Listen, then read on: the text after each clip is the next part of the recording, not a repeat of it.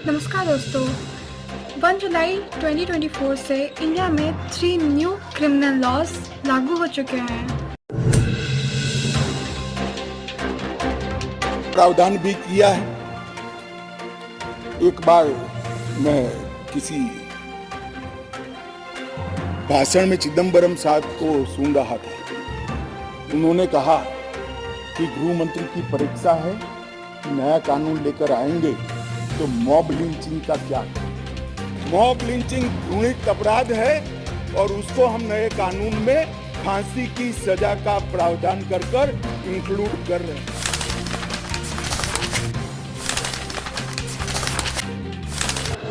First है 1860s Indian panel code को replace किया गया है भारतीय न्याय संहिता 2023 से। सेकंड है 1861 कोड ऑफ क्रिमिनल प्रोसीजर को रिप्लेस किया गया है भारतीय नागरिक सुरक्षा संहिता 2023 से। एंड थर्ड है 1872 इंडियन एविडेंस एक्ट को रिप्लेस किया गया है भारतीय साक्ष्य 2023 से। इसके साथ ही इंडिया में ब्रिटिश एरा के सभी लॉज को ख़त्म किया गया है। यहाँ ये सवाल उठता है कि अब कैसी होगी भारत की न्याय व्यवस्था। Let me explain. With zero FIR, इसके तहत कोई भी व्यक्ति किसी भी पुलिस स्टेशन में FIR दर्ज करा सकता है, चाहे क्राइम कहीं का भी हुआ हो। अब पुलिस स्टेशन में जाने की भी कोई ज़रूरत नहीं है, क्योंकि अब कोई भी इंसिडेंट ऑनलाइन रिपोर्ट कराई जा सकती है और केस से रिलेटेड सारे अपडेट्स एंड प्रोग्रेस SMS के थ्रू बता दिए जाएंगे।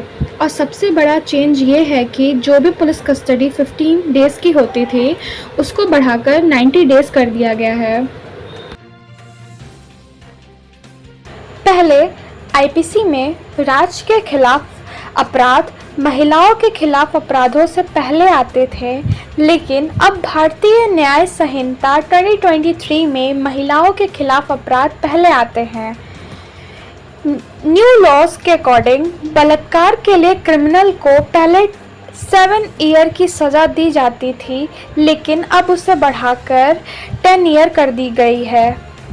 16 ईयर से कम एज की लड़की के साथ बलात्कार करने पर लाइफ इम्प्रिजमेंट की सज़ा होगी, जबकि 12 ईयर से कम एज की नाबालिग लड़की के साथ बलात्कार करने पर डेथ सेंटेंस की सज़ा होगी।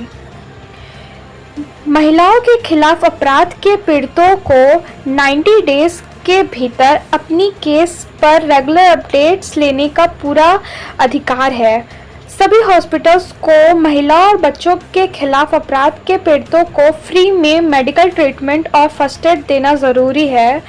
एक और इम्पॉर्टेंट चेंज ये है कि कोई भी व्यक्ति किसी से सेक्सुअल रिलेशनशिप रखता है और उसमें फेक प्रॉमिसेस देता है, जैसे एम्प्लॉयमेंट और फेक मैरिजेस से रिलेटेड, ऐसे पर्सन जो कि उनका इंटेंशन नहीं होता फुलफिल करने के लिए फेक प्रॉमिसेस को, ऐसे व्यक्ति को 10 ईयर की जेल हो सकती है। रोड एक्सीडेंट ने 2021 में 1.5 लाख से भी ज़्यादा लोगों की जान ले ली है। To combat this hit and run cases में एक न्यू प्रोविज़न शामिल किया गया है।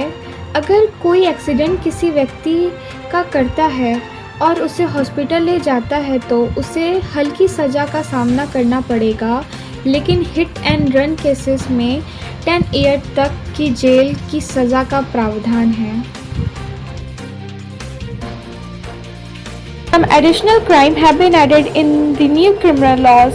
पहली बार भीड़ द्वारा हत्या को हत्या की एक अलग कैटेगरी में शामिल किया गया है। 5 या उससे ज़्यादा लोगों की भीड़ द्वारा रेस, कास्ट, कम्युनिटी और पर्सनल बिलीफ्स के आधार पर मर्डर करने पर पर्सनल इम्प्रिजमेंट और उससे कहीं ज़्यादा सज़ा हो सकती है। पहली बार है कि टेररिज्म के अपराध को किसी विशेष लॉ के अंतर्गत लाने के बजाय मेन पैनल कोड के दायरे में लाया गया है। राजद्रोह के स्थान पर राज्य के विरुद्ध अपराध की धारा लगाई गई है।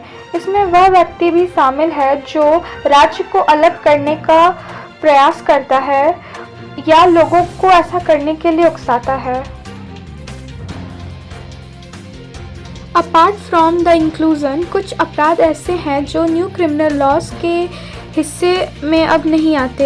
एडल्ट्री उसमें से भी एक है। सेम सेक्स रिलेशनशिप अब क्राइम नहीं है। बच्चों के खिलाफ अधिकांश क्राइम जेंडर न्यूट्रल हो गया है, जबकि ये 3 बिल्स में कुछ मेन इंक्लूजन्स एंड डिलीशंस थे। यह जानना इम्पॉर्टेंट है कि 30 जून 2024 से पहले के केसेस पर पिछले लॉज के आधार पर विचार किया जाएगा, जबकि इंडिया में 2023 तक हमारे कोर्ट में 5.13 करोड़ केसेस पेंडिंग में हैं और इसमें से 3.59 करोड़ से भी ज़्यादा क्रिमिनल केसेस हैं। साथ भी शेयर करिए ताकि न्यू क्रिमिनल लॉ के बारे में लोग जान पाएँ। Thank you.